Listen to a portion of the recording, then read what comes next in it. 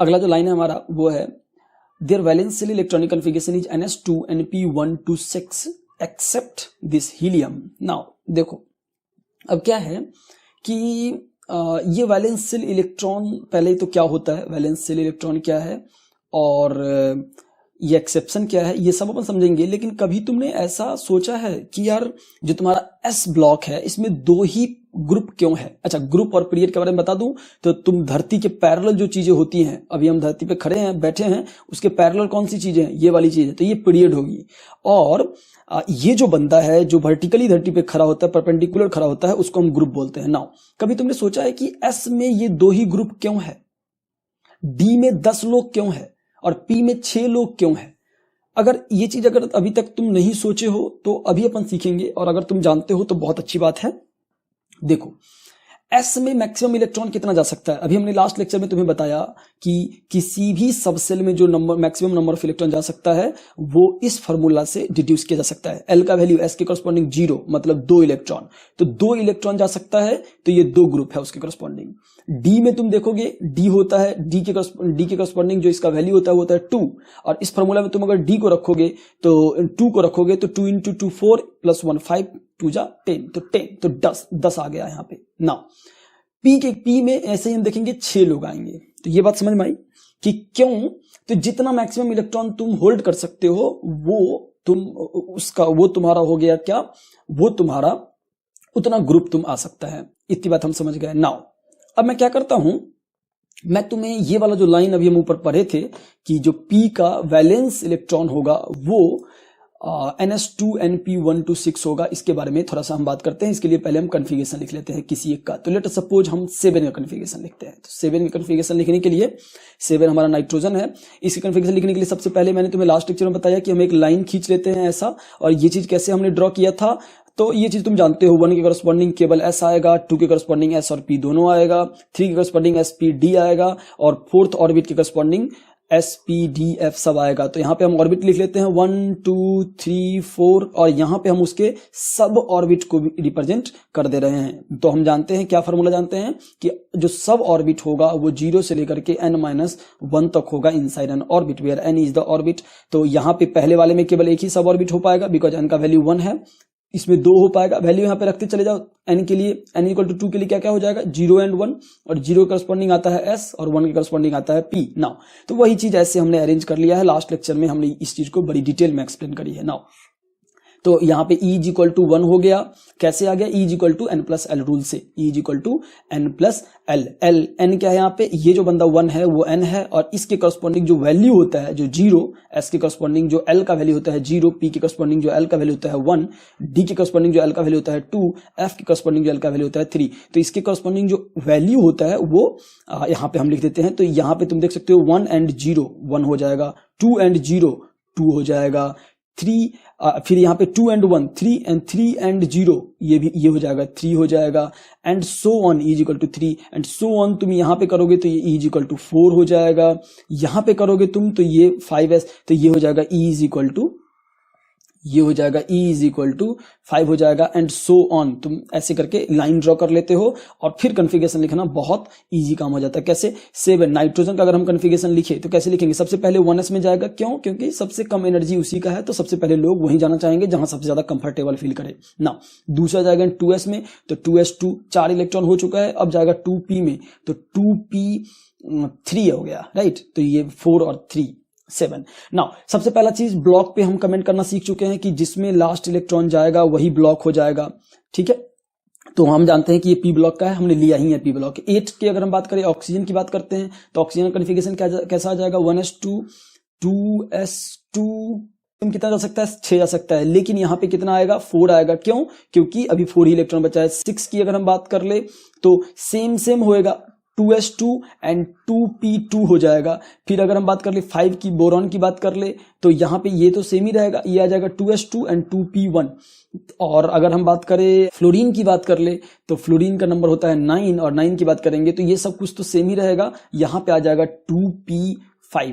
तो यहाँ पे अगर हम इसके बाद अगर हम नियोन की बात कर ले जिसका कि नंबर 10 होता है, नियोन की बात कर ले तो नियॉन का कन्फिगरेशन और सब कुछ सेम रहेगा, केवल यहाँ पे 2p6 आ जाएगा। तो यही कहने का मतलब है वैलेंस सेल इलेक्ट्रॉन क्या होता है, पहले ये समझते हैं अपन। तो वैलेंस सेल इलेक्ट्रॉन होता है जो आउटर मोस्ट सेल में इलेक्ट्रॉन हो। तो तुम यहाँ पे देख सकते हो, अगर तुम 7 का फोटो बनाओ तो ऐसा कुछ फोटो बनेगा। पहला ऑर्बिट में कितना इलेक्ट्रॉन है यार, पहला ऑर्बिट के पहले सबसे एस सब सेल में 2 इलेक्ट्रॉन है, हम बोलेंगे 2 इलेक्ट्रॉन है यहाँ पे ना। दूसरा ऑर्बिट फिर शुरू हो जाता है, कैसे मुझे पता चला, इसको देख के, ये 2 सेकंड दूसरे ऑर्बिट को रिप्रेजेंट करता है। यहाँ पे कितना इलेक्ट्रॉन है, एस में 2 है और पी में 3 है, तो हम टोटल कितना 5 इलेक्ट्रॉन को यहाँ पे दिखा देंगे। हम 5 इलेक्ट्रॉन को यहाँ पे दिखा देंगे, 1 2 3 4 5, 5 इलेक्ट्रॉन हम दिखा दिए। तो ये हमारा नाइट्रोजन का फोटो है, राइट। तो वो क्या बोल रहे हैं, ऐसे ही तुम ऑक्सीजन बनाओगे तो यहाँ पे 6 इलेक्ट्रॉन होगा, कार्बन बनाओगे तो यहाँ पे तुम्हारा आउटर मोस्ट में 4 ही इलेक्ट्रॉन होगा, बोरोन बनाओगे तो 3 ही इलेक्ट्रॉन होगा। तो आउटर मोस्ट में ये बोल रहा है कि क्या आउटर मोस्ट कन्फिगरेशन, तो आउटर मोस्ट कन्फिगरेशन कौन हो गया, ये वाला बंदा जो है वो आउटर मोस्ट कन्फिगरेशन है सबके लिए, ये जो बंदा है वो। तो क्या आउटर मोस्ट कन्फिगरेशन NS2NP, उन्होंने बोला है कि NS2 जो कि फिक्स है और NP126 होता है। तो हम देख सकते हैं NS2 तो यहाँ पे है, ठीक है। पहले वाले के लिए 1 हो गया P1, दूसरे वाले के लिए P2, तीसरे वाले के P3, P4, P5, P6। तो ये चीज जो है, हाँ ये चीज करेक्ट है और इस तरीके से हम इसको देखते हैं। नाउ अब देखो, अब क्या है यहाँ पे NS2NP6 एक्सेप्ट हीलियम। तो हीलियम का कन्फिगरेशन जो है वो केवल 1s2 ही आएगा। हीलियम का नंबर कितना होता है, हीलियम का नंबर होता है 2, एटॉमिक नंबर 2 होता है, और 2 के करस्पॉन्डिंग अगर तुम कन्फिगरेशन लिखो तो 1s2। तो यहाँ पे क्वेश्चन क्या पूछा गया है जेई में प्रीवियस और नीट के अंदर, ये पूछ लिया गया है, एडवांस में बेसिक रूप से पूछा गया था कि यार क्या सारे ही पी ब्लॉक एलिमेंट का जो लास्ट इलेक्ट्रॉन है वो पी सबसेल में ही जाएगा। The answer was no, this statement is false because of helium. Helium is a P block element but इसका लास्ट इलेक्ट्रॉन पी में नहीं जाता, और ये चीज जो है घुमा फिरा के तुमसे बहुत तरीके से पूछा जा सकता है, राइट। हीलियम का एक्सेप्शन, तो ये बात ध्यान रखना है, जेईई एडवांस में ये बात पूछी गई थी कि सारे पी ब्लॉक एलिमेंट या सारे पी ब्लॉक एलिमेंट जो होते हैं उसका लास्ट इलेक्ट्रॉन पी में नहीं जाता। ये बात एक बहुत अच्छी बात है, बोर्ड्स में भी पूछा जा सकता है, एडवांस में पूछा गया है, नीट जेईई कहीं भी पूछा जा सकता है। तो ये बात तुम्हें समझ लेनी है। नाउ अब जो है बेस्ड ऑन दिस लाइन, ठीक है, ये लाइन के बेसिस पे 1-2 और टाइप के प्रॉब्लम बनते हैं। वो क्या है, तुम्हें कोई एक रैंडम नंबर दे देंगे, रैंडम एटॉमिक नंबर दे देंगे और पूछ लेंगे इसका ग्रुप और पीरियड बता दो along with let us suppose 31 along with that block, let us suppose 31, ठीक है। तो 31 का तुम्हें बोलेंगे ग्रुप और पीरियड बता दो और ब्लॉक भी बता दो। तो हमने ब्लॉक कैसे निकालते हैं वो तो सीखा था, ग्रुप और पीरियड के बारे में यहाँ पे सीखेंगे। तो 31 की बात करते हैं, कन्फिगरेशन लिखना शुरू करते हैं।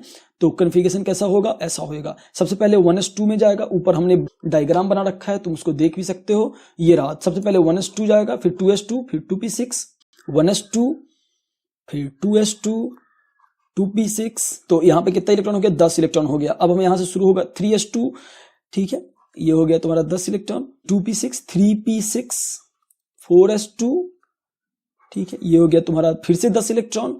उसके बाद आ जाएगा 3d, तुम देखोगे 3d10, मैं कुछ नहीं करता, मैं क्या मुझे याद है ये सब चीजें, हाँ ओवर द टाइम तुम्हें भी याद हो जाएगा, लेकिन अभी के लिए तुम ऐसे बनाओगे 1s2, फिर 2s2, 2p6, 3s2, 3p6, 4s2 and then 3d। तो मैंने वही पूरा लिखा है और कुछ नहीं है, 1s, 2s, 2p, 3s, 3p, 4s, 4d, 4p1, ठीक है, 4p1 आ जाएगा। नाउ अब देखो यार, ये चीज तो हो गई तुम्हारी इसकी कन्फिगरेशन 31 की। किसी भी कन्फिगरेशन को तुम लिख सकते हो, जैसा हमने अरेंजमेंट ऊपर किया है उस अरेंजमेंट को करके, कुछ भी याद रखने की जरूरत नहीं है उसमें।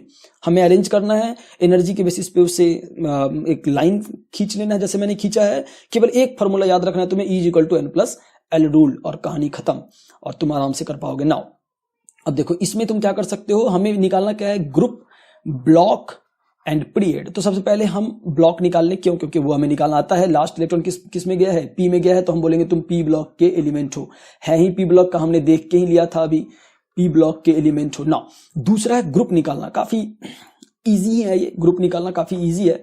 क्या है ग्रुप निकालना, तुम देखो यार, ग्रुप क्या होता है ये समझो। ग्रुप जो होता है, कैसे ग्रुपिंग है, तो ग्रुप के लिए अगर तुम देखो तो पीरियोडिक टेबल को ऐसे अरेंज किया गया है। सबसे पहले S के 2 ग्रुप हैं, फिर D के 10 ग्रुप हैं, फिर P के 6 ग्रुप हैं। नाउ अब देखो, अगर तुम्हें पी के किसी भी, पहले तो तुम जब भी तुम्हें ग्रुप निकालना हो पहले ब्लॉक आइडेंटिफाई कर लो, तो ब्लॉक आइडेंटिफाई ऑटोमेटिक हो जाता है लास्ट इलेक्ट्रॉन को देख के। तो हमने बोला कि पी में ब्लॉक जो है आइडेंटिफाई हो चुका है। नाउ अब देखो, अब मैं क्या करूंगा, पी का जो ब्लॉकिंग शुरू होता है वो होता है 13 से शुरू। जो पी जो ब्लॉक है वो शुरू होता है 13 से, मतलब ये वाला बंदा 13 है, ये 14 है, ये 15 है, ये 16 है, 17 है और ये 18 है। ना अब अगर तुम देखो इसकी कन्फिगरेशन को देखो, अगर तुम हमने बोरॉन का कन्फिगरेशन यहाँ पे लिखा था, यहाँ पे इसकी कन्फिगरेशन को देखो तो इसके आउटर मोस्ट में पी में कितने इलेक्ट्रॉन है यार, 1 इलेक्ट्रॉन है। ठीक है, तो हम यहाँ पे मैं लिख देता हूं पी में जो इलेक्ट्रॉन है 1 है।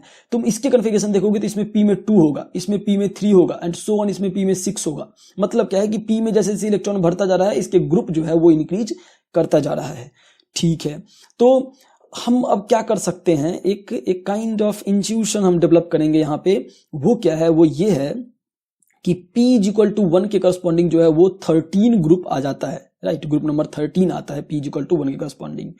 तो फिर ये चीज कैसे, इसको मैं ऐसे स्प्लिट करूं तो तुम्हें ज्यादा समझ में आएगा। इस चीज को 13 को ऐसे स्प्लिट करूं, इसको मैं 2 + 10 + 1 में स्प्लिट करता हूं। क्या मतलब है ये, 2 क्या है, 10 क्या है, 1 क्या है। ये देखो यार, ये जो 2 है वो S है, S में 2 कवर अप हो चुका होगा तभी हम D पे पहुंचे होंगे, D में 10 कवर अप हो जाएगा तभी हम P पे पहुंचेंगे, और फिर ये P का है इलेक्ट्रॉन, राइट। तो क्या कहने का मतलब है कि लास्ट सबसेल में तुम्हारा जो भी इलेक्ट्रॉन होगा, लास्ट सबसेल में जो तुम्हारा इलेक्ट्रॉन होगा उसको हम यहां पे देख रहे हैं। लास्ट सबसेल में इलेक्ट्रॉन कितना है, 1 है। और इससे पहले पीरियोडिक टेबल अगर तुम देखो, इससे पहले P स्टार्ट होने से पहले 2s का और 10d का ग्रुप जो है आ चुका होगा, राइट। 2s का और 10d का जो ग्रुप है वो आ चुका होगा। तो हम बोलेंगे कि जो तुम्हारा P स्टार्ट हो रहा होगा तो वो 13 से स्टार्ट हो रहा होगा। क्यों, क्योंकि 12 ऑलरेडी कवर्ड अप हो चुका है।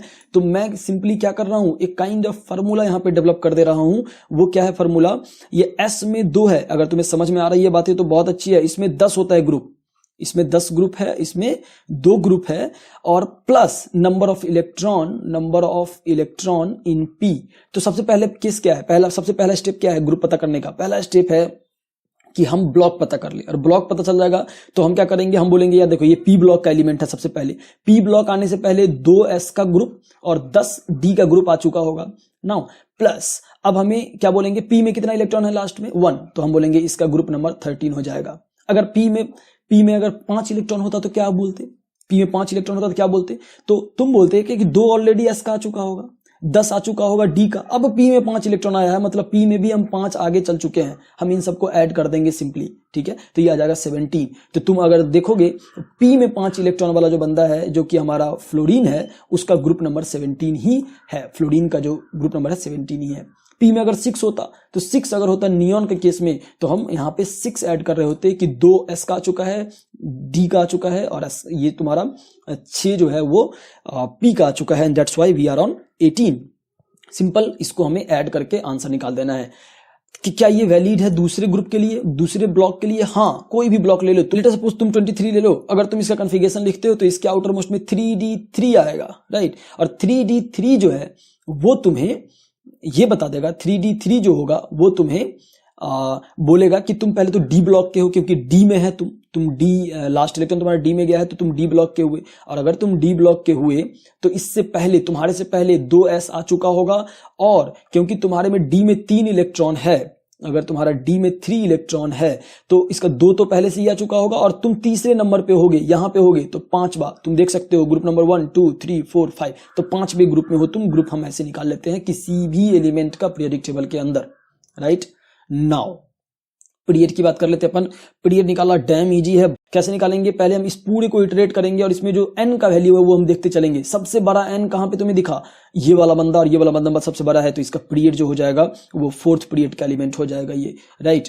तो ये हो गया तुम्हारा 4th पीरियड का एलिमेंट। तुम देख भी सकते हो पीरियड की बात करें तो पहला पीरियड ये रहा हमारा, दूसरा, तीसरा, चौथा पीरियड में 31 मिल रहा है, ये चौथे पीरियड का एलिमेंट है। तो ग्रुप निकालना और पीरियड निकालना कन्फिगरेशन से हमने सीख लिया। और P ब्लॉक एलिमेंट्स में कोई भी ग्रुप पूछ, जैसे तुम्हें 117 दे देंगे और बोर्ड के अंदर बोलेंगे किस ब्लॉक का है, कौन सा ग्रुप है, कौन सा पीरियड है, ये बता दो। जेईई नीट में भी एक ऑप्शन ऐसा दिया जा सकता है, ठीक है। तो हमने इस लेक्चर के अंदर ग्रुप निकालना, पीरियड निकालना और ब्लॉक निकालना सीखा।